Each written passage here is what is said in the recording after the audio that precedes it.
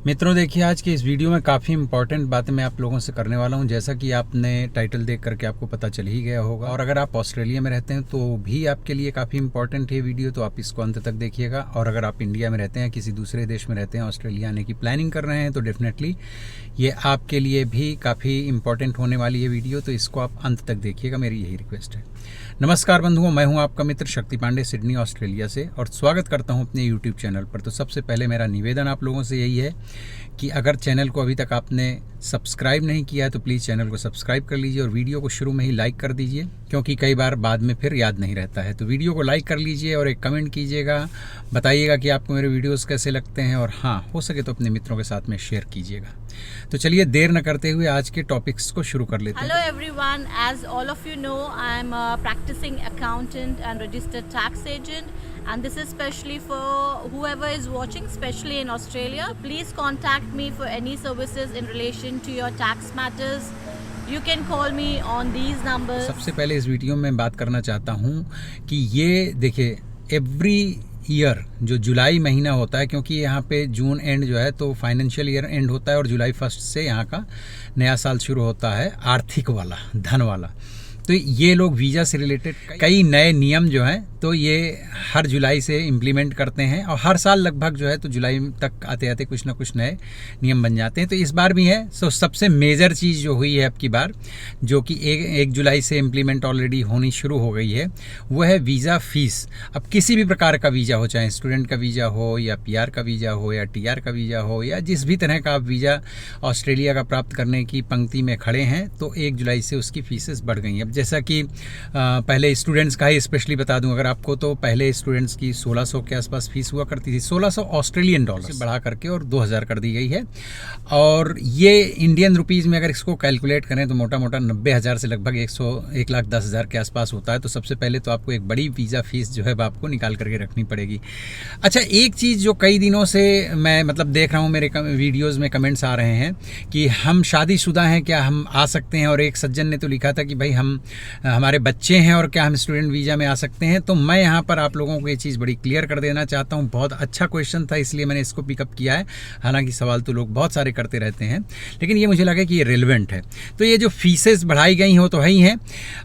अब यहाँ पे ये पहले मैं क्लियर कर देता हूँ, उसके बाद मैं आगे की बात बताता हूँ कि यस, अगर आप मैरिड हैं, शादीशुदा हैं, तो भी आप स्टूडेंट वीज़ा में आ सकते हैं। ऑफ कोर्स PR वगैरह और जो दूसरे TR वगैरह जो वीज़ा है, या टेम्परेरी रेजिडेंस वीज़ा या वर्क परमिट में जो आना चाहते हैं उसमें तो आ ही सकते हैं।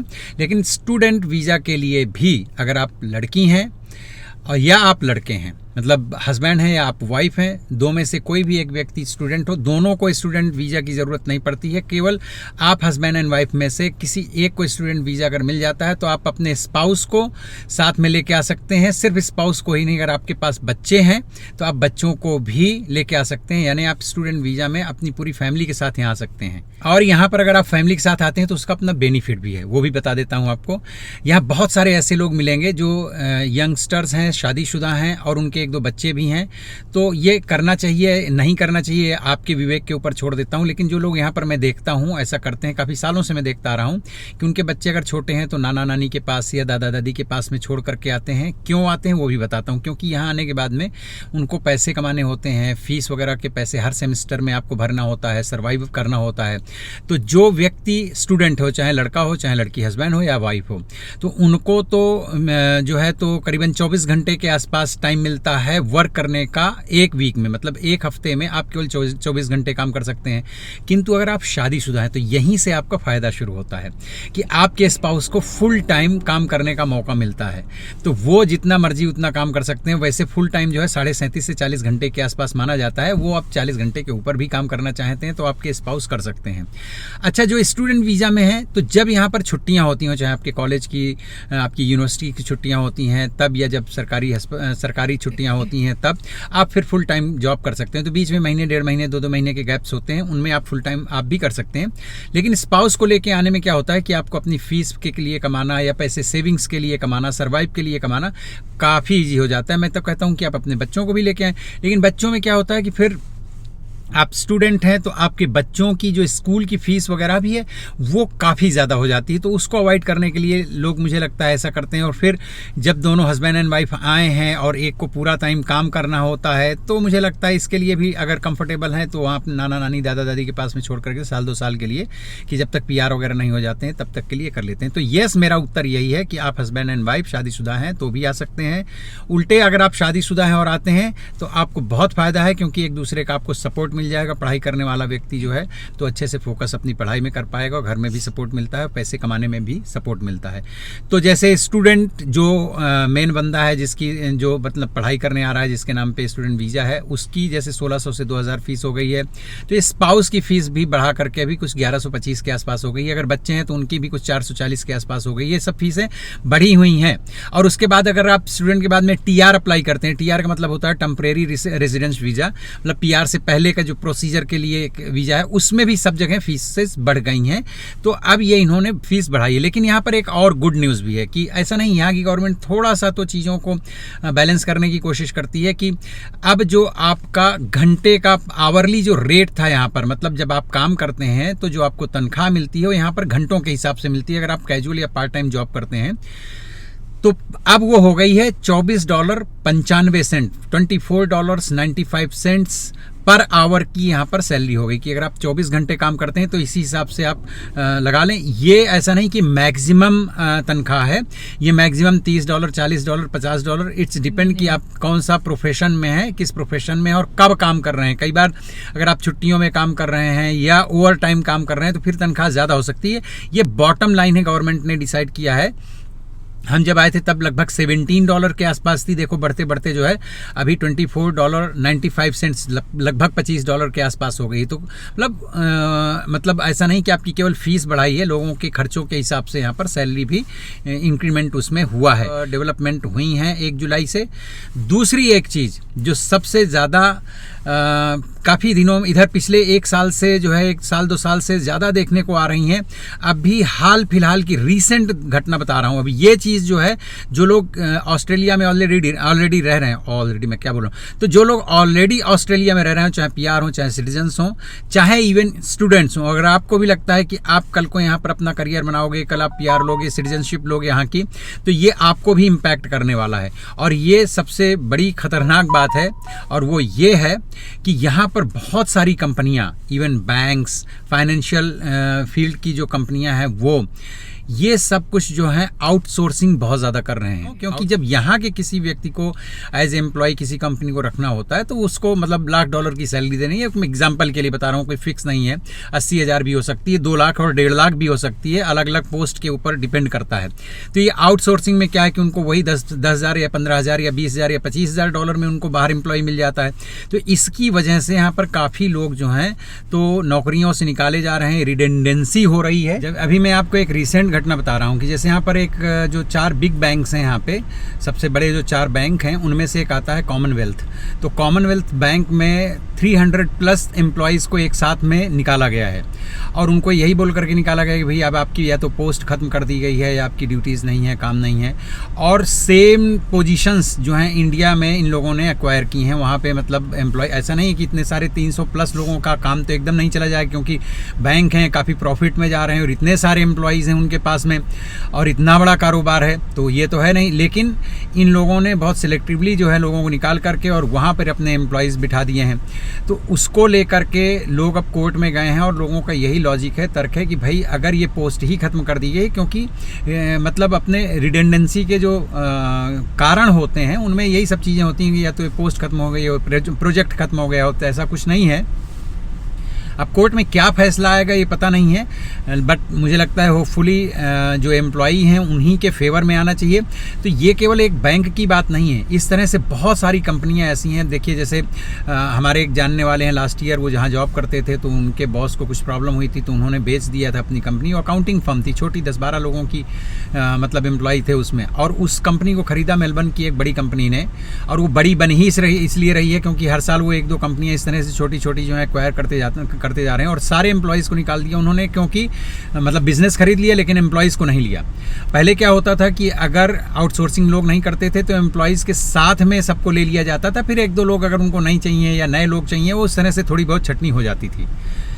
अब यहाँ सबको निकाल करके और उन्होंने सारे जो एम्प्लॉयज़ हैं वो रखे हुए हैं फिलीपींस में। तो जैसे आउटसोर्सिंग है फिलीपींस से होती है, इंडिया से होती है, श्रीलंका से होती है और भी दूसरी कंट्रीज से जहाँ पर सस्ता लेबर इनको मिलता है, लोग वर्कर्स सस्ते मिलते हैं, वहाँ से करवाते हैं। तो इस तरह से अगर सभी बड़ी बड़ी कंपनियाँ या छोटी मझोली कंपनियाँ करेंगी तो फिर होगा क्या कि यहाँ जो ऑफिसेज में जॉब करने वाले हों, चाहे IT सेक्टर के हों, चाहे अकाउंटेंट्स हों या दूसरे तमाम सारे लोग हैं, वैसे ही देखिए AI वगैरह के आने की वजह से काफ़ी चैलेंजेस आ गए हैं। और इस तरह से अगर लोग करेंगे कि बाहर से आप आउटसोर्सिंग कर लेंगे सबका और यहाँ के लोगों को लोकल जॉब नहीं मिलेगी, जो लाखों रुपए खर्च करके इंडिया से लोग आते हैं, वो चाहे स्टूडेंट हों और चाहे PR हों और चाहे वर्क परमिट पर आते हों, तो उन लोगों की जॉब भी अभी ना सही आने वाले टाइम पर खतरे में है। और जो ऑलरेडी ऑस्ट्रेलिया में रह रहे हैं तो डेफिनेटली उनके लिए तो एक चैलेंजिंग बात है ही है, उनके लिए तो प्रॉब्लम की बात है ही है। तो मुझे लगा कि इस विषय पर भी चर्चा करनी चाहिए। टाइम आता है तो आप केवल वोट कर सकते हैं, लेकिन जो डिसीजन लेने वाले हैं, डिसीजन मेकर्स हैं, लॉ बनाने वाले लोग हैं, वो तो भाई लीडर्स ही होते हैं किसी भी कंट्री के। तो अब ये उनके विवेक पर डिपेंड करता है कि वो कंट्री को कैसे रन करना है। मेरे ख्याल से तो बेहतर ही करेंगे। लेकिन हाँ, ये समस्या कुछ आज की नहीं है, पिछले साल 2 साल से हम देख रहे हैं बहुत सारे लोगों की जॉब्स जा रही हैं। हमारी अपनी एक जानने वाली परिचित है, कल ही आई थी टैक्स करवाने के लिए, और वो 19 साल से किसी एक कंपनी में जॉब कर रही थी और अभी उनको निकाला गया। हालांकि वो काफ़ी डिप्रेशन में हो, अच्छा खासा उनको पैसा वगैरह मिला है, क्योंकि 19 साल पहले जो है तो जो नियम और कानून थे उस हिसाब से उनका जो एग्रीमेंट बना हुआ था उसमें उनको काफ़ी बेनिफिट हुआ। लेकिन यहाँ पर एक बात ये भी है कि पिछले कुछ सालों से, मतलब 2-4 साल पुरानी अगर आपकी जॉब है तो कंपनियां इतनी स्मार्टली वो सब एग्रीमेंट वगैरह करती हैं कि रिडेंडेंसी में उनको उतना ज़्यादा आपको पे भी नहीं करना पड़ रहा होता है। तो ये कुछ चीज़ें हैं जो ऑफकोर्स मुझे लगता है कि एक कॉमन मैन के लिए, यहाँ सामान्य लोगों के लिए थोड़ी सी दिक्कत वाली और चैलेंजिंग बातें हैं। तो मुझे लगा आप लोगों के साथ में बातें शेयर करनी चाहिए। दूसरी चीज़ मैं बता दूँ कि इंडिया और ऑस्ट्रेलिया में अगर आप तुलना करें कि टैक्स कहाँ पर ज़्यादा है, तो ऑफकोर्स ऑस्ट्रेलिया में टैक्स काफ़ी ज़्यादा भी, मैं पांडे जी से इस बारे में बात करता हूँ, और इंडिया में तो टैक्स पेयर्स भी काफ़ी कम हैं वहाँ की पॉपुलेशन को देखते हुए। और यहाँ पर तो टैक्स सबको करना पड़ता है, अगर आप नहीं भी इनकम है आपकी तो आपको ज़ीरो फाइल करना पड़ता है, लेकिन करना ही पड़ता है। वैसे पांडे जी, यहाँ के बारे में बताओ तुम कि ऑस्ट्रेलिया में मिनिमम कितनी कमाई के बाद में टैक्स शुरू होता है, मतलब टैक्स रेट्स क्या हैं, ब्रैकेट्स क्या हैं? हाँ, वो थोड़ा सा बताओ। तो ऑस्ट्रेलिया के टैक्स रेट्स है, आप $1 से लेके 18,200 तक अगर आपकी इनकम है तो no tax, it's a tax free income. 18,200 से 45,000 तक 16% है, 45,000 to 135,000 30% है, 135,000 to 190 37% है, एंड 190 एंड अबाव 45% है। ये तो है आपके टैक्स रेट्स। प्लस जो PR है और सिटीजन है उनको 2% एक्स्ट्रा मेडिकेयर लेवी भी देनी पड़ती है उनकी टैक्सेबल इनकम पे। मेडिकेयर लेवी होती है कि जब आप डॉक्टर्स, जो यहाँ की मेडिकल फैसिलिटी है, इट्स नॉट फ्री बेसिकली। ये जो टैक्स पेयर्स है उनके टैक्सेबल इनकम का वो 2% लेते हैं, इसलिए जब हम डॉक्टर्स के पास जाते हैं तो वहाँ हमको फीस नहीं पे करनी होती, क्योंकि we have already paid it through our tax to the Medicare department. तो ये एक लेवी 2% एक्स्ट्रा होती है सबको, जो PR है और जो सिटीजन है उनको देना है। जो टेम्प्रेरी रेसिडेंट आते हैं, स्टूडेंट वीज़ा वाले हैं, और उन्हें नहीं देनी है क्योंकि उनके पास मेडिकेयर फैसिलिटी नहीं है, उनको अपना प्राइवेट हेल्थ इंश्योरेंस रखना पड़ता है। That's why they are exempted from this levy. तो ये है यहाँ के टैक्स रेट्स। और यहाँ पर बहुत सारे लोग मतलब एक प्लेटफॉर्म है गवर्नमेंट का, उससे जा कर के खुद भी टैक्स कर लेते हैं, या कई बार दोस्तों से या जानने वालों से करवाते हैं। उससे क्या फ़ायदा और क्या नुकसान है, वो थोड़ा सा बताओ। यहाँ पे जो गवर्नमेंट की एक ऑनलाइन पोर्टल है जो कोई भी रजिस्टर करके, हर टैक्स पेयर रजिस्टर करके कर सकता है। बट माईगव से क्या होता है कि जब टैक्स पेयर खुद जाके करते हैं तो उनको बहुत सारे लॉज जो है वो नहीं पता है, वो गलत डिडक्शन डाल देता है, काफ़ी कुछ खर्चा डाल देते हैं कि उनका रिफंड आ जाए, फिर वो उनकी ऑडिट होती है ATO से, फिर अमेंडमेंट करना पड़ता है, तो इट्स लाइक अ डबल खर्चा। तो आप पहले ही प्रोफेशनल को कांटेक्ट करें उनसे है ना अपना टैक्स रिटर्न लॉन्च करवाएं, क्योंकि वो जैसे I am a tax agent, आप सबको ही पता है। तो अगर आप हमारे पास आएंगे, हम आपका प्रॉपर टैक्स रिटर्न जब लॉन्च करते हैं, प्रिपेयर करते हैं, तो हमें पता है कि आपके प्रोफेशन के हिसाब से क्या हमें एक्सपेंसेस उसमें डालना है। We discuss with the clients, और हमें क्या टैक्स ऑफसेट डालना है, कहाँ पे हम क्या टैक्स ऑफसेट अप्लाई करके आपका टैक्स मिनिमाइज कर, मतलब एक तरह से बचा सकते हैं और रिफंड को बम्प अप कर सकते हैं। और आप जब खुद करते हैं तो काफ़ी गलतियाँ होती हैं, फिर उसमें अमेंडमेंट्स करो। और इसमें एक और चीज़ होती है कि क्या होता है, जब आप फ्रेंड के पास या और कोई गैर थर्ड पर्सन के पास आप जब जाते हैं, कि जब आप अपने फ्रेंड से करवाते हैं या एक थर्ड पर्सन के पास आप जाते हैं, तो आप अपना जो है TFN नंबर, जिसको कहते हैं टैक्स फाइल नंबर, वो डिस्क्लोज कर देते हैं। तो which is a very confidential number, वो आपको सिर्फ प्रोफेशनल्स को ही आप डिस्क्लोज करें, वहाँ तक ही अच्छा होता है, और थर्ड पार्टी को नहीं करना चाहिए। तो उससे वो उसका फिर गलत फ़ायदा उठाते हैं। चलो उस बार तो आपका वो कर देंगे, लेकिन नेक्स्ट ईयर या मे बी 1-2 साल बाद जब टैक्स रिटर्न लॉन्चमेंट का टाइम आएगा, तो वो खुद काफ़ी ऐसे केसेस हो चुके, आई एम नॉट सेइंग कि सब, लेकिन काफ़ी केसेस हो चुके हैं कि बाद में क्लाइंट्स आके हमें बोलते हैं कि अरे मैंने अपने फ्रेंड्स को दिया था और यहाँ वहाँ से वो किसी ने लॉन्च कर लिया और मेरे नाम पे टैक्स क्लेम कर लिया।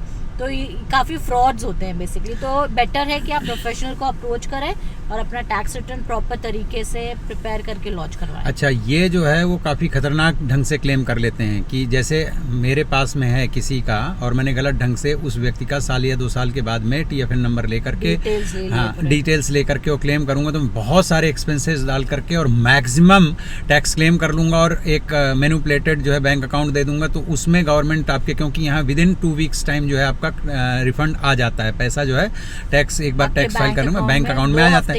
तो जब वो मैनिपुलेटेड अकाउंट में आपका टैक्स क्लेम कर लेते हैं, तो एक तो ज़्यादा उन्होंने खर्चे वगैरह दिखा करके पता चला 10,000, 15,000, 20,000 उन्होंने अपने अकाउंट में डाल लिया और आपको पता भी नहीं चलता।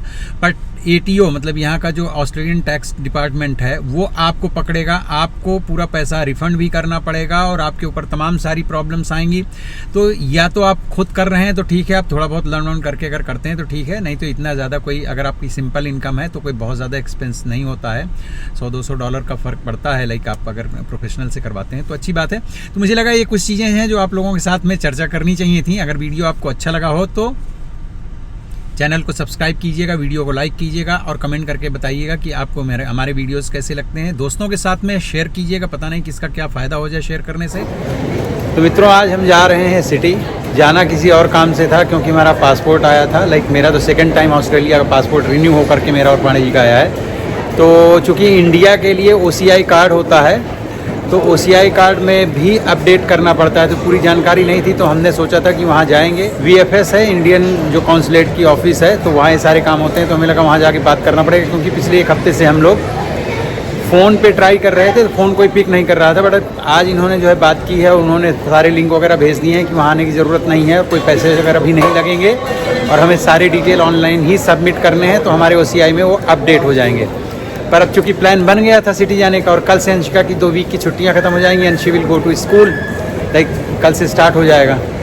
और अब अंशिका थोड़ी सी बड़ी हो गई हैं। अभी तक तो यहाँ पे पब्लिक ट्रांसपोर्ट में कुछ भी नहीं इनका लेते थे, लाइक ना तो कार्ड स्वाइप करना पड़ता था ना कुछ। बट यहाँ बच्चों के लिए, चाइल्ड्स के लिए जो है ओपेल कार्ड चलता है सिडनी में, ये 50% ऑफ होता है इनका। तो ये अभी यहाँ पे हमने IGA से लिया है। पैरामाटा रेलवे स्टेशन के नीचे खड़े हैं, ऊपर बहुत टॉल बिल्डिंग है। यहाँ का ऐसा ही कल्चर है कि ऊपर बड़ी स्काई स्क्रैपर बिल्डिंग्स होती हैं और नीचे 2-3 फ्लोर नीचे। अभी सिटी जाएंगे तो पता चला 4 फ्लोर नीचे जो है अंडरग्राउंड, वहाँ पे ट्रेनें चल रही होती हैं। तो अब हम लोग ये इनका हो गया अंशिका का, लेकर के जा रहे हैं सिटी, और बने रहे हमारे साथ में लास्ट तक। अब हम आ गए हैं प्लेटफॉर्म। ये काफ़ी पुराना वाला है, इसमें नए पुराने सब प्लेटफॉर्म बन गए हैं, काफ़ी डेवलपमेंट हो गई है। चूँकि यहाँ पर क्या करते हैं, पुरानी जो इनकी बिल्डिंगें हैं या जो भी इंफ्रास्ट्रक्चर है, उसको एज ए हेरिटेज उसको जो है तो ये प्रिजर्व करके रखते हैं। मित्रों, अगर चैनल को अभी तक आप लोगों ने सब्सक्राइब नहीं किया है तो प्लीज़ चैनल को सब्सक्राइब कर लीजिए, वीडियो को लाइक ज़रूर कीजिएगा और कमेंट करके आप बताइएगा कि आपको मेरे वीडियोस कैसे लगते हैं और ये वीडियो भी आपको कैसा लगा। और हाँ, अपने मित्रों के साथ में हो सके तो शेयर ज़रूर कीजिएगा। अंशिका थोड़ा पैरों के नीचे मत आया करो, देखो अम्मा कहाँ देख रही है पता नहीं, गॉड नोज। हाँ, तो अभी सुबह एक्सरसाइज वगैरह करके आया हूँ, तो भूख लग रही है, लेकिन 12 बजे से पहले भी कुछ खाना नहीं है। और आज सिटी में ही हम करने वाले हैं लंच। हालांकि हमको जाना था पैडी मार्केट, पर पैडी मार्केट जो है मंडे और ट्यूसडे बंद होती है। ये चीज़ बाद में रियलाइज़ हुई, लेकिन तब तक प्लान बन गया था। तो मैंने कहा वेडनेसडे को मैं जाऊँगा पैडी मार्केट से। मुझे 1-2 चीज़ें लेनी, मुझे ग्लव्स वगैरह लेने हैं एक्सरसाइज वाले। मिलते यहाँ पर भी हैं, लेकिन पता नहीं क्यों मुझे वहाँ काफ़ी अच्छे मिल गए थे लास्ट टाइम। तो I will try on Wednesday एक बार और, फिर देखते हैं।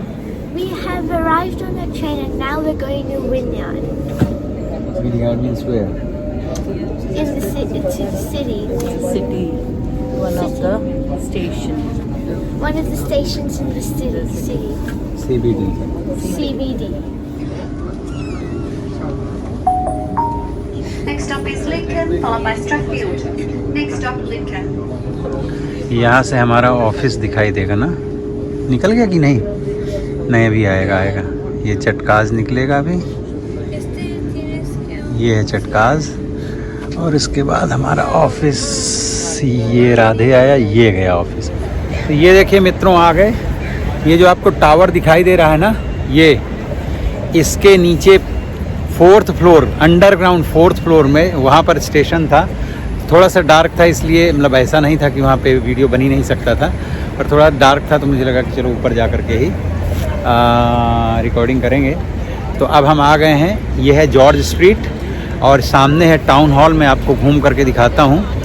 और ये मेरे पीछे अगर आपको दिखाई दे रहा हो, ये है ये वाली, ये है विक्टोरिया मार्केट, क्वीन विक्टोरिया के नाम पे उनके टाइम पे। और ये देखिए, ये चलती है यहाँ पे क्या बोलते हैं इसको, लाइट रेल। पर देखिए चल रही है लाइट रेल। और इधर नीचे जाएंगे इसके इस तरफ 4-5 माले अंदर, तो टी लिखा हुआ है यहाँ सामने, तो मतलब है ट्रेन। ये लिफ्ट लगी हुई है वहाँ तक जाने के लिए। तो ये तो हमको लेना है, चूँकि इसका मोबाइल का कवर लेना है और मुझे 2-3 और सामान लेने हैं। तो इस तरफ जाएंगे क्योंकि इधर ही मार्केट है। बाकी देखते हैं, फिर भूख भी लगी है तो कहीं ढूंढ करके कुछ खाना वाना भी खाया जाएगा। अच्छा लग रहा है सिटी, लेकिन थोड़ा सा मतलब कोल्ड तो आज है, थोड़ा ठंडी है, बहुत ज़्यादा नहीं बट थोड़ी सी ठंडी है आज। ये देखिए मेरे पीछे आ गई ना light rail. This is Miniso and this place has a lot of Hello Kitty and Friends valuables like toys and a lot of stuff. एक तो ये CBD के अंदर इतने सारे मॉल हैं, और यहाँ पैडी मार्केट, जिसको मेरे ख्याल से हे मार्केट भी बोलते हैं और चाइनीज़ मार्केट भी बोलते हैं, कई नाम है उसके। तो वहाँ अगर जाने को मिलता तो वहाँ पे बहुत अच्छी डील्स मिल जाती हैं। जैसे इसका मोबाइल का कवर वगैरह चाहिए, ये इस तरह की चीज़ें जो हैं काफ़ी अच्छी होती हैं। पर यहाँ पे भी पानी जी को याद था, एक कोई शॉप है, अभी तो खैर वॉशरूम गए हैं लोग, मैं भी गया था, तो वहाँ पे देखते हैं। अदरवाइज़ तो एक यहाँ ये इस जगह भी एक और शॉप है। और अंशिका को कुछ खाना है, जबकि उस सुबह नाश्ता करके भी आई मैडम। मुझे मिल गया अपने मोबाइल का कवर और स्क्रीन प्रोटेक्टर, क्योंकि 2-3 बार मोबाइल गिरा था, तो स्क्रीन प्रोटेक्टर जो है तो वो क्रैक हो गया था। लास्ट टाइम मैंने कहाँ दिल्ली में लगवाया था, नहीं दिल्ली में नहीं लगवाया था, यहीं पे लगवाया था, क्या बोलते हैं आईफोन का जो स्टोर होता है वहाँ पे लगवाया था। तो काफ़ी महंगा है भैया, $35 का तो कलर बोल रहा था, वो कलर बोल रहा है, कवर बोल रहा था, और $29 का स्क्रीन प्रोटेक्टर बोल रहा था। तो मैंने कहा भैया आप दोनों का मिला के $50 लेते हो तो मैं करवा लूँगा, नहीं तो फिर मैं दूसरे दिन आऊँगा और फिर कहीं और करवाऊँगा। तो खैर वो मान गया, क्योंकि उसके पहले भी 1-2 बार आ चुके थे। तो $50 का मतलब हो गया, ये समझिए कि लगभग 2750 रुपये का भैया कवर और स्क्रीन प्रोटेक्टर मोबाइल का। थोड़ा महंगा तो है, अगर वैसे पैडी मार्केट में मुझे लगता है कहो ऐसे ही मिलता $25-25 का, तो सब जगह हो गया है यहाँ पे। अब मतलब जो लोग शॉप्स खोल के बैठे हैं उनको भी तो 2 पैसे कमाने होते हैं। एनीवेज, तो अब पाड़े जी ने बोला है कि वहाँ कोई एक और फूड कोर्ट है, आगे मॉल है। यहाँ तो मॉल ही मॉल है, लेफ्ट राइट दोनों तरफ। तो वहाँ पे खाना वाना खाया 1-2 बार, तो उनको ये है कि वहाँ चलते हैं। तो now we are heading towards that place. फिर वहाँ पे हम करेंगे लंच, और 1-2 चीज़ें मुझे लेनी थी, लेकिन इन लोगों के साथ में जमेगा नहीं। एक तो ये चलते भी बड़ा स्लो हैं, और फिर मुझे क्या है 2-4 किलोमीटर ज़्यादा चल दिया तो कोई फ़र्क नहीं पड़ता। मैं तो जनरली जो है तो 10 से 15 किलोमीटर तो मेरा डेली का होता ही होता है, कभी कभी 17-18 भी होता है। अभी 2 दिन पहले मेरा 18 किलोमीटर हो गया था पूरे दिन का वॉक। तो ये है। कैसी लग रही है आपको सिडनी CBD? ये देखिए मित्रों, जहाँ पर परमानेंट CCTV कैमरा वगैरह नहीं होते हैं, तो यहाँ पर ये देख रहे हैं आप, ये इस तरह से इसके अंदर जनरेटर लगा हुआ है। और ये तो मैंने देखा है हैरिस पार्क में भी लगाते हैं कभी कभी। तो इस तरह से मतलब चीज़ों को ऑब्जर्व करने के लिए टेम्परेरी बेसिस पे भी ला करके गाड़ी से और यहाँ लगा दिए जाते हैं, और ये सब चीज़ें रिकॉर्ड करते हैं। इनको पर्टिकुलर जो चीज़ें रिकॉर्ड करनी होती हैं, तो ये है एक तरह से मॉनिटरिंग सिस्टम इनका। ये है देखिए सिडनी का आइकॉनिक बिल्डिंग आई टावर, आपको दिखाई दे रहा होगा। ये बहुत ऊंचा है, वो तो मैंने ऐसे टिल्ट करके कैमरा आपको दिखा दिया है। और ये आई टावर के पास में मतलब ये तो सब पूरा मार्केट ही है, मॉल ही है।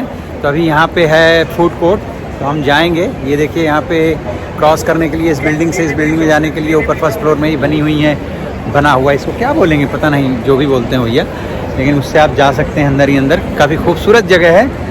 और हमारे लंच का टाइम हो चुका है, भूख भी लगी हुई है। और सिडनी में भैया बहुत गहमा गहमी रहती है, मतलब यहाँ पे अच्छी खासी पब्लिक होती है ड्यूरिंग द डे, क्योंकि सारे ऑफिसेज जो हैं मेन यहीं पर हैं। और ये जो मॉल वगैरह हैं, इनके पास जो फूड कोर्ट वगैरह होते हैं, तो यहाँ बहुत सारे लोग जो हैं लंच करने के टाइम में निकलते हैं अपने ऑफिसेज से। एंड ऑफ कोर्स चूँकि क्या बोलें, ये वर्ल्ड वाइड जो है तो एक दुनिया का सबसे खूबसूरत और टूरिस्ट डेस्टिनेशन भी है, तो घूमने वाले लोग भी बहुत सारे आते हैं यहाँ पर। अब हम लोग भी यहाँ पे टूरिस्ट जैसे ही हो जाते हैं, क्योंकि महीने में एक आध बार ही कभी आना होता है। पहले ज़्यादा आते थे, अब आजकल जब से अपना खुद का काम वगैरह शुरू कर लिया, पांडे जी जब तक जॉब वॉब करती थी तब तक घूमना टहलना ज़्यादा होता था, पर जब से अपना खुद का प्रैक्टिस हो गई है तो वही अब अपने काम में उतना ज़्यादा टाइम नहीं मिल पाता है। पर ये है, खाना ना खाएँगे, मज़ा आ रहा है देखिए। और ये आई टावर का इसका देखो लिखा भी है ना, वेस्टफील्ड।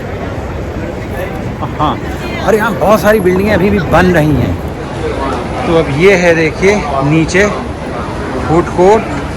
तो यहाँ पर चूँकि इंडियन भी मिल जाता है, हालांकि मेरा इंडियन खाने का मन है नहीं, और उसकी सबसे बड़ी वजह ये है कि ये जो फूड कोर्ट वगैरह में स्टॉल्स लगा करके ये सब खाना मिलता है इंडियन वगैरह, मैं नहीं कहता कि बुरा होता है, पर यार हम लोग हैरिस पार्क से हैं, तो वहाँ इतना सारा कुछ होता है इंडियन के लिए, इंडियन फूड में, कि यहाँ कुछ और ही खाया जाएगा। देखते हैं, पांडे जी का अजीब सा शौक़ होता है। पांडे जी बोल रहे हैं पहले हम एक बार घूमेंगे, देखेंगे, फिर उसके बाद में डिसाइड करेंगे कि क्या खाना है कि क्या नहीं खाना है। तो हम भी देख लेते हैं। वैसे दोपहर लंच टाइम में यहाँ पर अक्सर जो है तो काफ़ी ज़्यादा क्राउडेड हो जाता है, और अभी भी आप देख सकते हैं चारों तरफ से भरा हुआ है, ये खूब सारी पब्लिक आई है। क्या होता है, ऑफिसेज़ वाले जो लोग होते हैं तो वो निकलते हैं। अब यहाँ सबसे बड़ी समस्या ये है कि हम लोग प्योर वेजिटेरियन हैं, तो वेजिटेरियंस के लिए ऑप्शंस भी थोड़े से लिमिटेड हो जाते हैं। बट ऐसा नहीं है, पहले का तो पता नहीं, लेकिन आजकल वेजिटेरियंस के लिए भी काफ़ी कुछ मिल जाता है।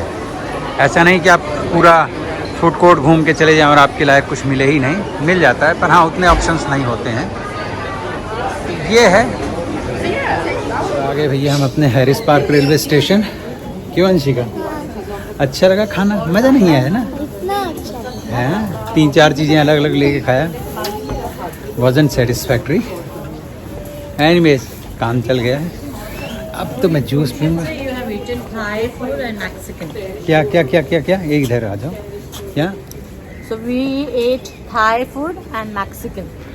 और Thai में we had उसमें ना नहीं, वो नूडल्स में वो स्वीट सा डालते हैं, सो आई डोंट लाइक दैट। हाँ, rice was okay, BECIL fried rice.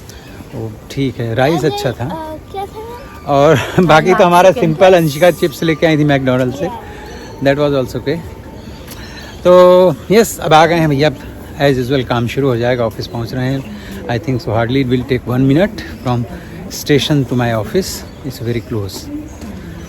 हाँ, देखो चश्मा यहाँ आ गया, अब यहाँ से कार में पहुँच जाएगा, फिर अगले साल 2 साल में कभी पहना जाएगा।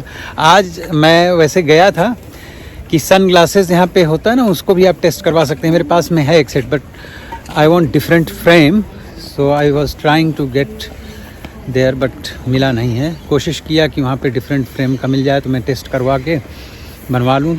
एक ठीक सा लगा, $350 का था, लेकिन पाड़े जी ने बोला इतनी दूर फिर दोबारा कलेक्ट करने आना ये वो सब होगा, तो अब देखते हैं पैरामाटा में कहीं पर देखेंगे। Hello everyone, as all of you know, I am a practicing accountant and registered tax agent, and this is specially for whoever is watching, especially in Australia. Please contact me for any services in relation to your tax matters. You can call me on these numbers. और चलिए मिलते हैं फिर किसी दूसरे video में, तब तक अपना बहुत बहुत ध्यान रखिए। Take care and bye bye.